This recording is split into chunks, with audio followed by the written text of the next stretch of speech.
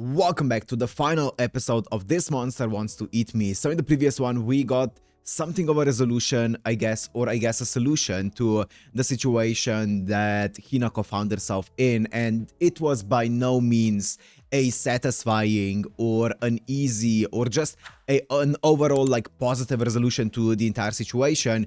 It was Shiori kind of convincing and kind of almost forcing and brute forcing Hinako to just stay alive for a bit longer, right? Trying to find any kind of means available that could make it so that Hinako stays alive for a bit longer. It was not a clean one. There was no kind of like a resolution happening to the entire situation. It was just Hinako or Shiori buying time for Hinako, right? So now let's see how this series is gonna conclude in this episode, where it's gonna go. And as always, with the end of a series, with the final episode, I am going to take some time at the end here, or not here, but at the end of the episode, and give my full thoughts on the series, what I thought about it and stuff like that, and what I liked, what I maybe didn't like about it. I'm gonna give my full thoughts at the end, so if you're interested in that, that's where that's gonna be placed. But for now, if you wanna watch this, Uncut Rambler is always on my page in the description, and let's go into This Monster Wants to Eat Me, final episode.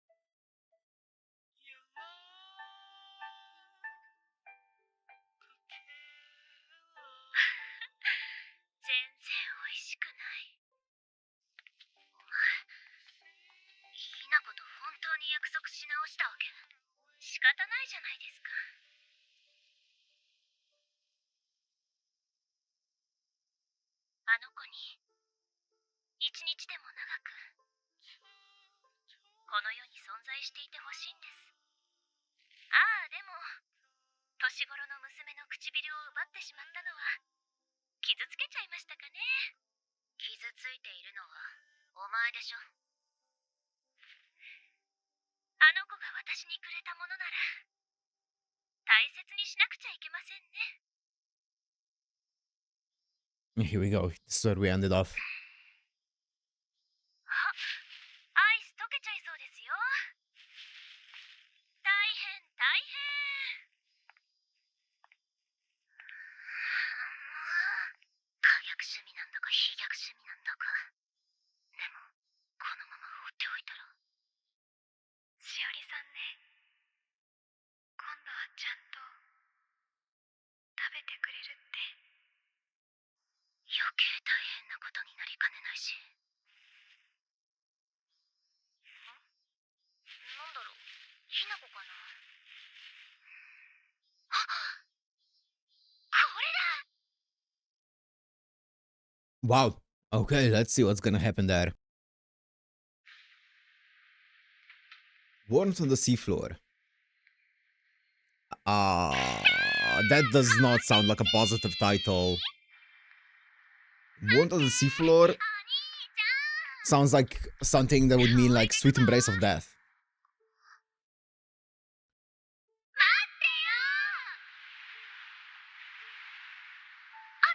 Hmm.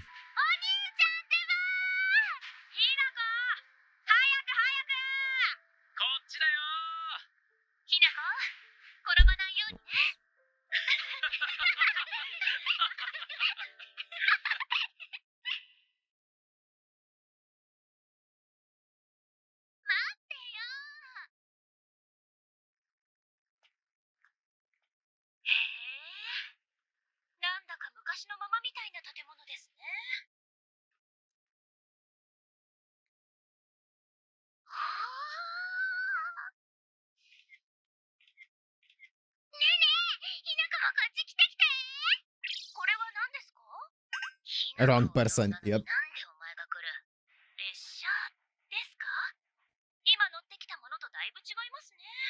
It's an SL.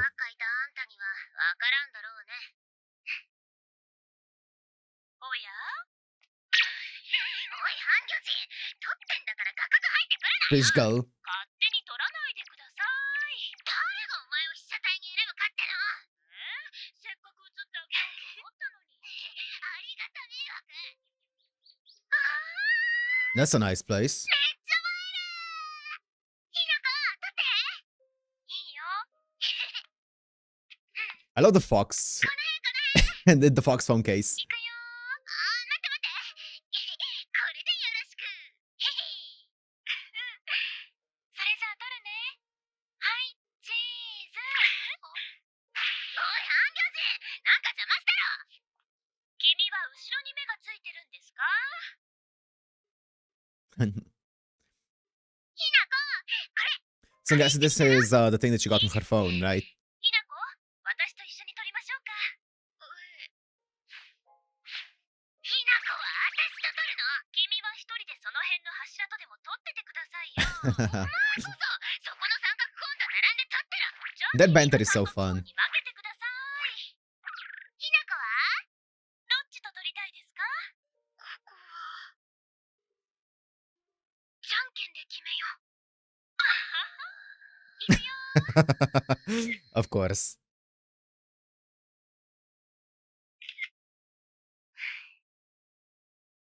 ひなこ、暑いので気をつけてくださいね。ありがとう。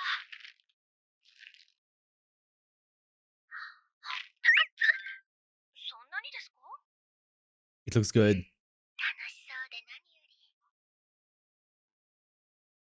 Pucky, Pucky. そうそう、バスケ部の合宿に来れなかったマネージャー、その子の親戚が旅館やってるらしくて、代理で行ってくれたお礼に、 I よ see. かったら来ませんかだって。この間の合宿はまあいろいろ大変だったし、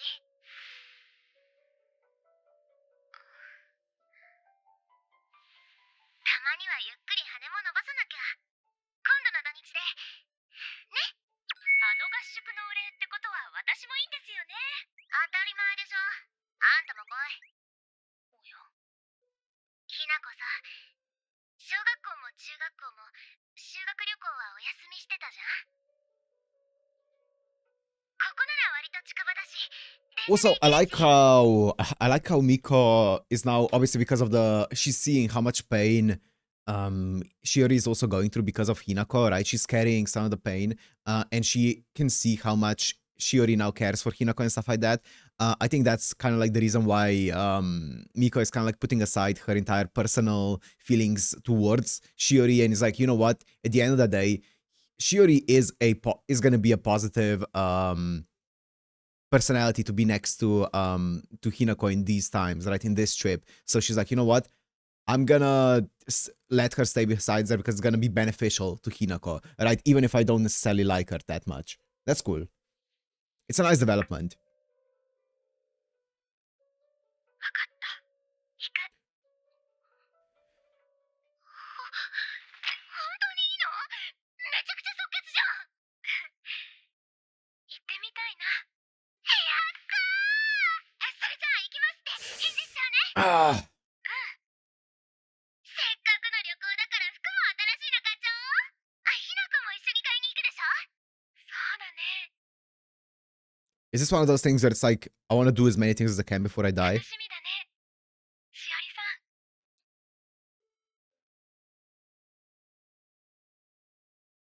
ん。そうですね。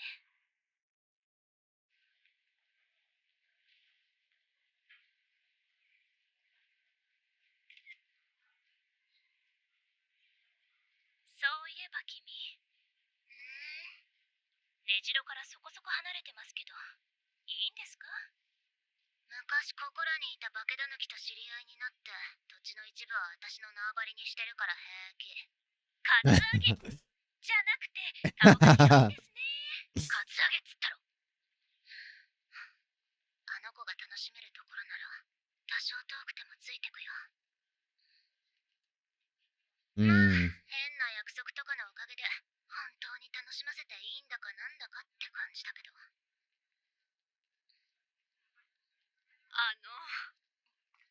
ごめんなさいね。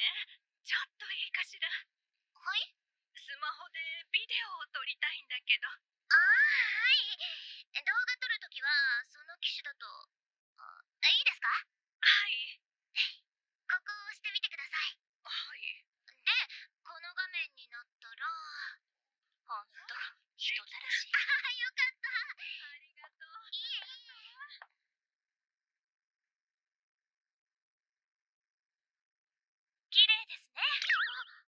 気に入ったなら買ってあげましょうか。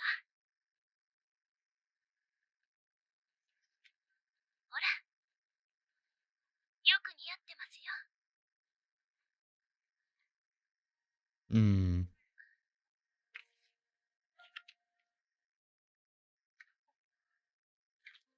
やっぱりしおりさんの方が似合ってる。ああ。やっぱりお魚さんの方が似合ってる。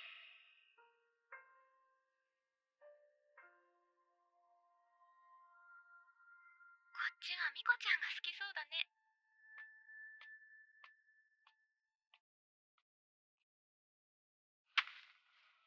お前がそんな陰気臭い顔すんな。スマホ講座は終わったんですか？もうバッチリよ。お前と違って機械に強くてごめん。Also, I find it interesting how the more human that Shiori is becoming, the more depressed she's becoming. I feel like that's oddly on point. 君って私にまで Even though it's mostly because of her worry. 悪い癖なもんでね。ひなこ、何見てんの？おほめちゃくちゃ可愛いじゃん。買っちゃおうかな。理想論ばかり吠える狐ですね。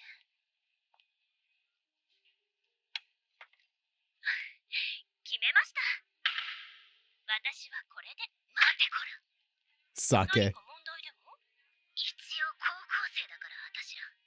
未成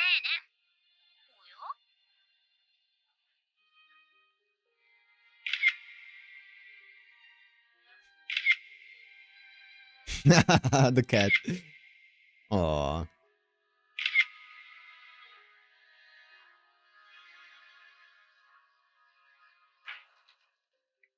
いい感じじゃん。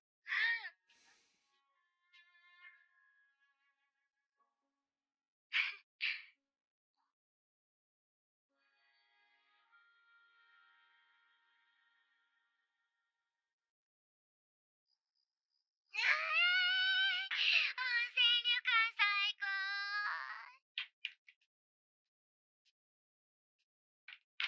お風呂空いたよ。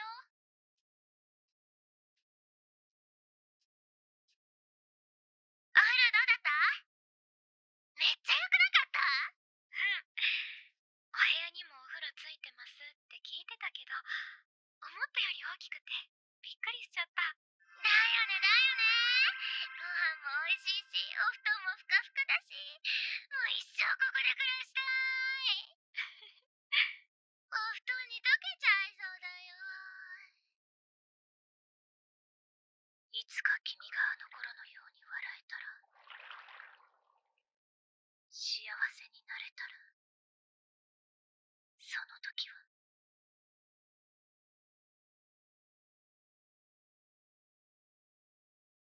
でも温泉で温まったらさ、なんかアイスとか食べたくなっちゃった。ダメだ。アイスって言ったらアイスの口になっちゃった。You can't admit it. 食べたい。近くにコンビニあったから行く？私も飲み物買いたいし。でも、もう布団と体が一体化しちゃってて。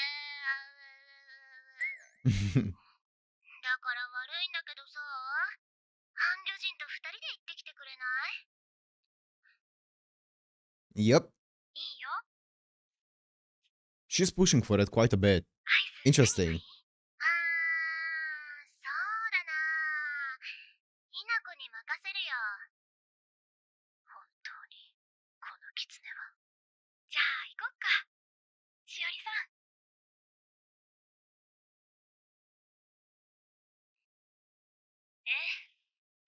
じゃあ、ちょっと行ってくるね。Oh. ねえ。寝ちゃダメだよ。いってら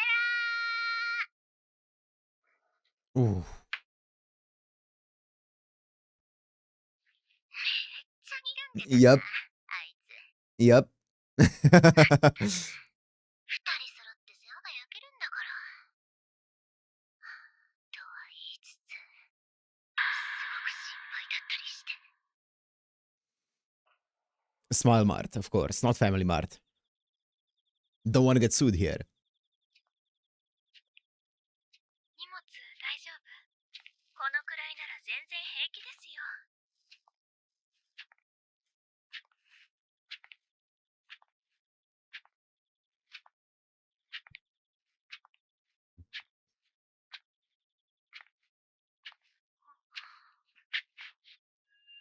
ホタル？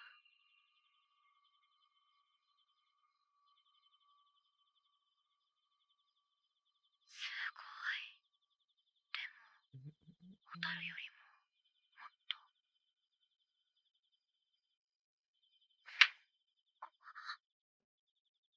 人玉のようなものです。眺めるだけならいいですけど、触れるのはやめておいた方が賢明ですね。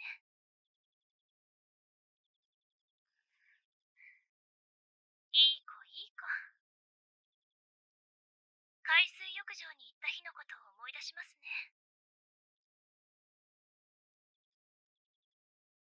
しおりさんは私を食べたくなかったんだよね。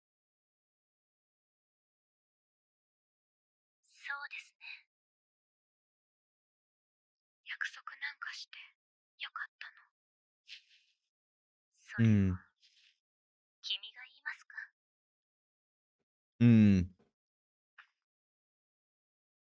私からも一つ。今日一日楽しかったですか？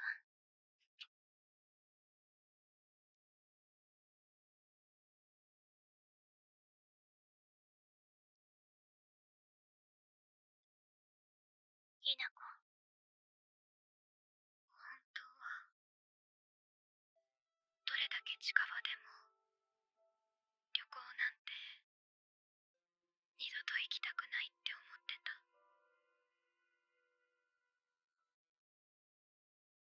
でも私が楽しそうだとミコちゃんも嬉しそうだし、その方がしおりさんも早く食べてくれるから。楽しくなくても楽しそうなふりをしなきゃって。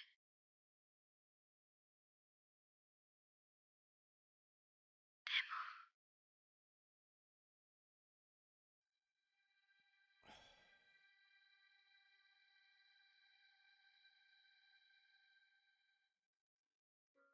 少しだけ本当に楽しいなって思っちゃった。I love the dialogue in this show. あの日 It's から so simple, but it's so good. 大嫌いだったはずなのに楽しいなんて思っちゃったんだ。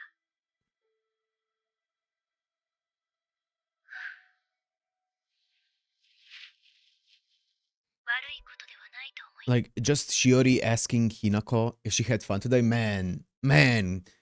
Oh, that hit. Fuck, I love, yeah. The dialogue is it's so simple. The things that they're asking, the things that they're talking about is so simple, but it's so grounded. It's so well done. Especially, I think the entire ambience that they build up in the entire show, with, you know, the OST, the direction of the show as well. The amount of silence that they leave between some people talking. Like, there's a lot of silence in the show where no one is talking when they're just, like, thinking about what to reply, or you can just feel the silence in the air between two characters at times, and I feel like they use it to its advantage so well. And here as well, her asking, "Did you have fun today?" Oh man, what a good show. ますけ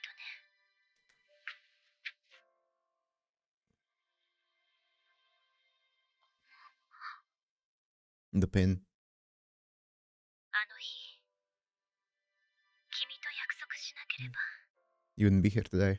きっと Yep. 今日のような日は訪れなかったでしょう。君が無理やり命を絶つか、もしくはその前に私が君の自由と尊厳を奪っていたでしょうから。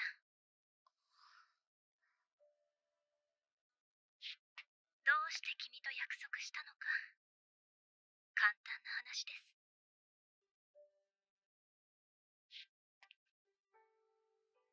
いつかの君より、遠い先の君より、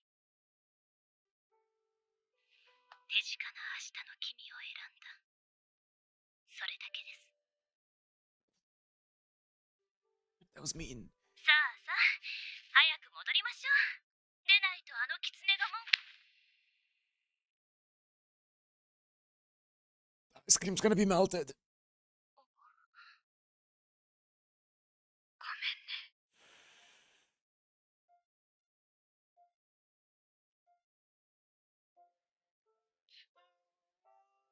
許しませんよ。永遠に。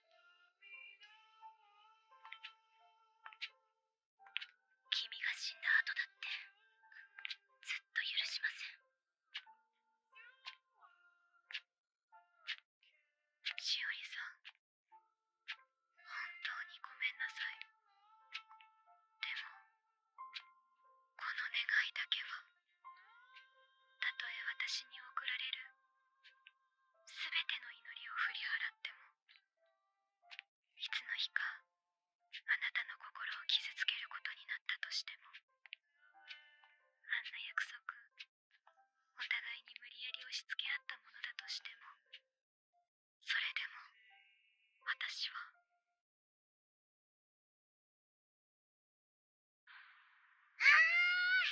Oh, what a scene. あ、旅行はいいね。ひなこは楽しかった？楽しかった。あ、ひなこ。あれ？君、お土産袋はどうしたんですか？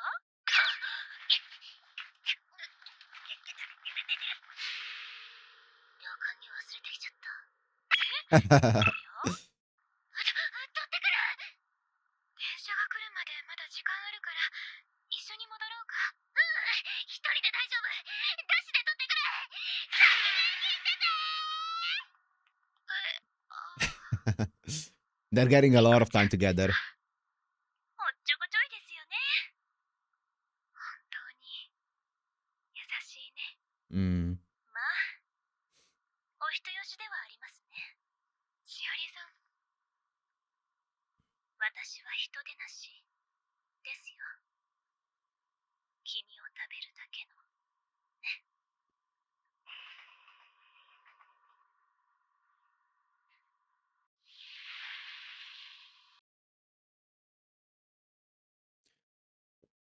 This is how you end it? I mean, it's a positive note compared to the previous episode.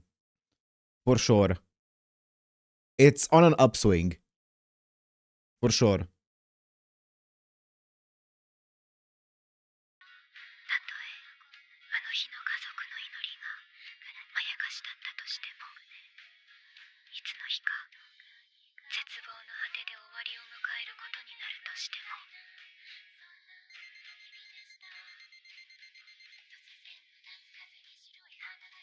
こんな約束、私以外の誰も望んでいなかったとしても、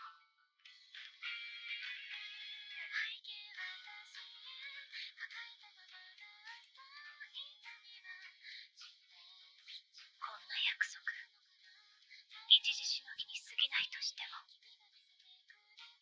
それでももう一度、それでももう一度、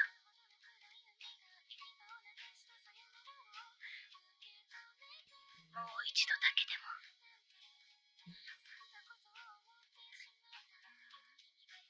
もう二度と、私はこの約束を、この願いを、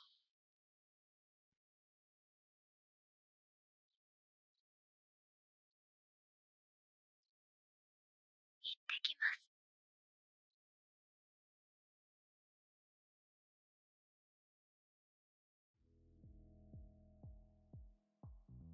That's it. That's it. That's the show. That's the show. And what a show it was. What a show it was. So in this episode, we left it on definitely an upswing. It obviously the situation isn't resolved. It's nothing is concluded in any way, shape, or form, but I feel like we managed to get the momentum going, right? Which is a great thing. I'm so happy that this is the way it ended, because in the previous episode I was so worried that it's gonna end on like a really depressing note, because the previous episode was it left a sour taste in my mouth, not because it was a bad episode in any way, shape, or form. It was a fantastic one, but it wasn't a satisfying conclusion to the entire, you know, Hinako situation, right? It was definitely just a brute force patch that they that Shiori put on the situation, on the problem, and just bought time with it, right? But now finally she's using that time now here to try and, you know, obviously better the situation, better the better Hinako's Hinako situation. So I'm so happy that it ended up on being kind of positive here, right? Now the entire thing with Hinako saying at the end, you know, of I'll never have to make this promise again, right? Obviously that can be taken in two ways. One of the ways being I'm never gonna have to make this promise again because, well, I'm gonna, once this promise reaches its conclusion, its apex, whatever, is when I'm going to die. Or the other one is I am never going to attempt anything that is going to require me to make this kind of promise again, right?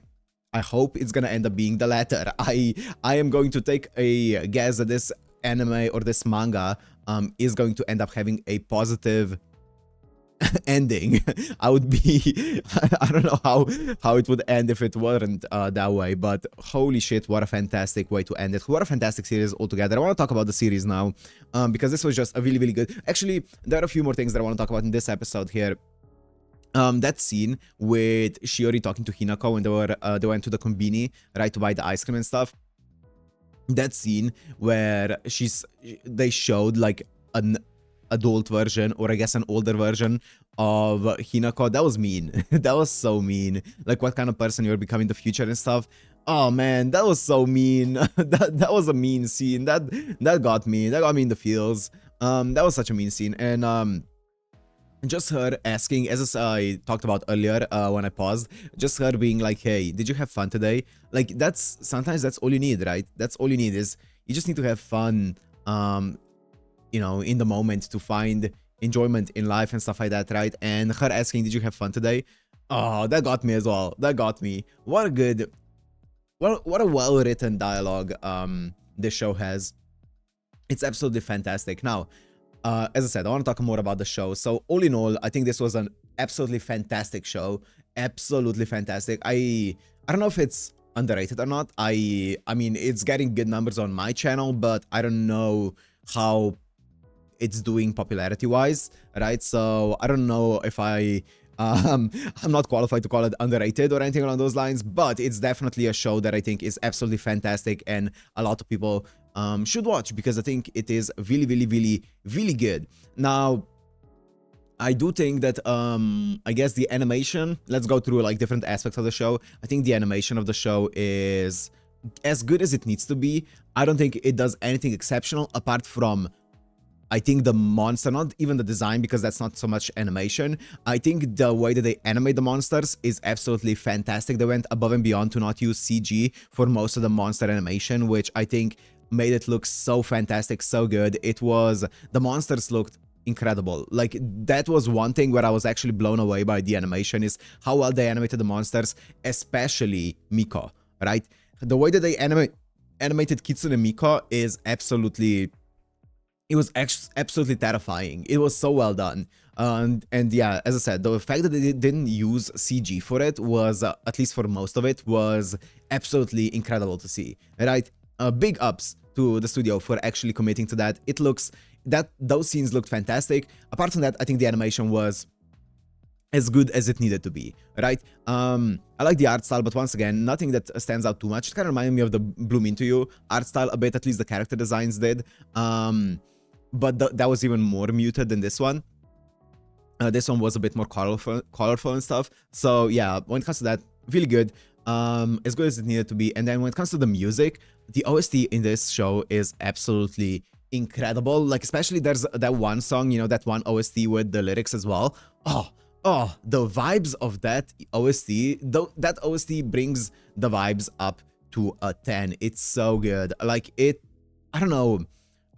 I don't know what they were cooking when they made this OST, but it's so phenomenal. It suits the vibe of the show so well. Yeah, it's an incredible OST. So I'm so happy the way that they utilize this. I think the direction is also really, really good in this. So I think that helped out a lot. And even more so than that, I love the way that, I don't know, I'm guessing it's probably the storyboarder who's responsible for how the dialogue is flowing and stuff like that. But the pauses that they put into the dialogue is actually, like, those pauses that they put in the dialogue is so... Those are so influential to the entire show, so impactful. That's it, impactful. I absolutely love the way that they pause between like certain sentences for like some extra impact, and you can tell like sometimes they pause and the character is just thinking how to respond, or they're just kind of like, yeah, they're thinking about it, right? And it adds so much more weight to it, especially when it's someone that's, you know, depressed like Hinako is, and she's kind of like trying to find the energy even or the motivation to reply to something, right? So she's not going to be like all hyper, instantly answering questions and stuff like that, or instantly communicating. She is going to be a bit more, I guess, slow and sluggish when it comes to replying and stuff. And you can tell all of those traits by the pauses that they put between the dialogue oftentimes, right? They're going to pause and then Hinako's going to answer, right? Very slowly and stuff like that, which I think is a fantastic decision for this show. So yeah, I think that was really, really well done. And since we're at that dialogue, I want to talk about voice acting.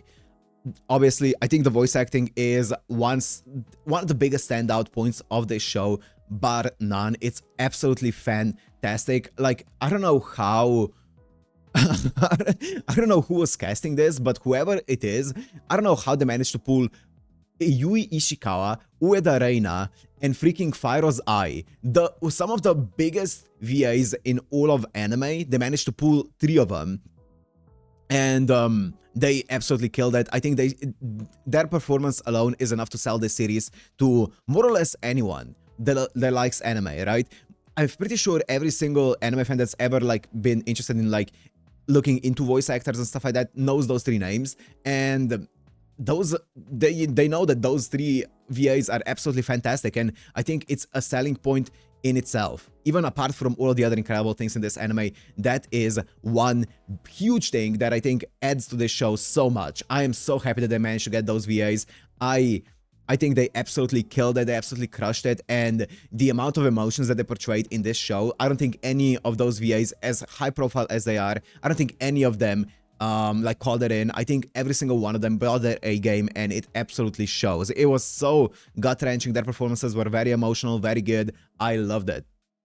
So, I mean, big ups to all of those, especially the main 3 VAs, even though they aren't the only VAs in the show. Those are by far the biggest 3 VAs in the show, and they did an absolutely fantastic job for what I assume wasn't that insanely high profile of a show altogether from what I've seen, so, or that high profile of a production. So big ups to the you know, to I guess the ADR or even the casting director who managed to get those 3 names in the show. Absolutely fantastic job.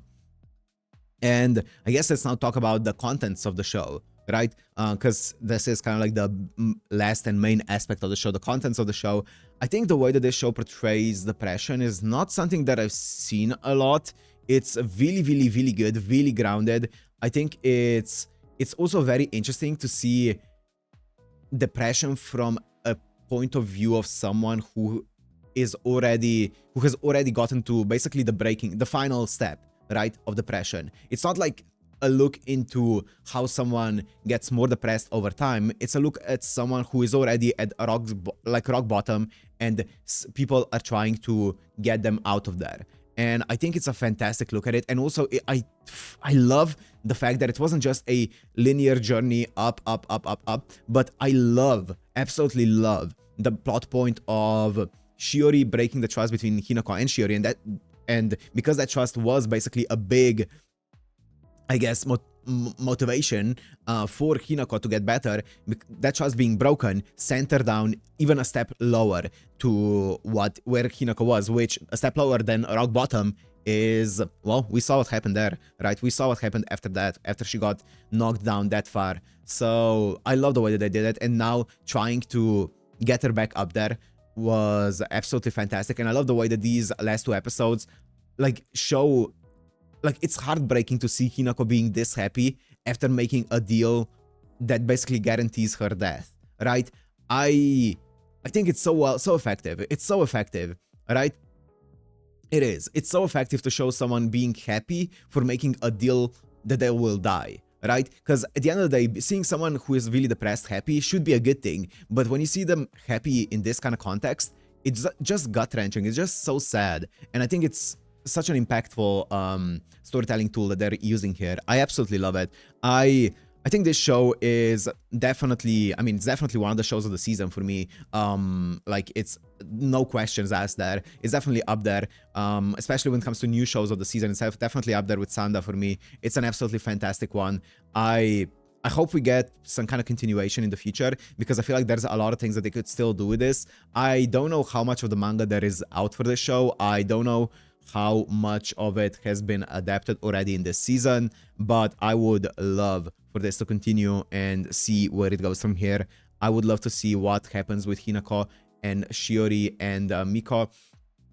Also, one thing, I guess, a side note, I do wonder if this goes more into like a girls' love direction, because right now, obviously, there are some like there's some flirting being done and stuff like that, but it definitely doesn't feel like that's like a big main aspect of the show so far, because I went into this knowing the only thing that I knew about it is the title of the show and that it's a girls' love show, and I heard that it's kind of like a horror / mystery, something along those lines. So I kind of assumed that the girls' love or the romance part of things is gonna be a lot more front and center, but it's definitely not. It's definitely kind of like, there are, like, as I said, there are like some flirtatious moments and stuff like that, but it's definitely not front and center to it at all. It's more so just like a female cast show, and that's about it, right? Obviously, it would feel out of place if like you have this kind of serious story and then out of nowhere people were just like full on, there was like a full on romance plot happening. I don't think it has a place in the current vibe of the show, but I could see it develop to a point where it would, right? So I would be interested to see if that were to happen in the future of this show, right? That would be pretty interesting to see. But all in all, fantastic show. You guys also showed a lot of support to it on the channel, as I said earlier, so thank you guys for that. It seems like both when it comes to views, likes, comments, everything along those lines, it seems like you guys were enjoying this as much as I have been, so I appreciate that. It's always good seeing, you know, people be hyped up about these reactions, or I guess hyped up is the wrong term here for this show, but it's good seeing that people, you know, share the sentiments that I do in some of these reactions, at least for the most part. So yeah, it was an absolute blast watching this anime with you guys, is what I was gonna say. So yeah, once again, thank you guys, and that's gonna be a wrap. So hope you guys enjoyed. If you did, make sure to like, comment, subscribe, and I'll see you in the next series that we do on the channel. Peace.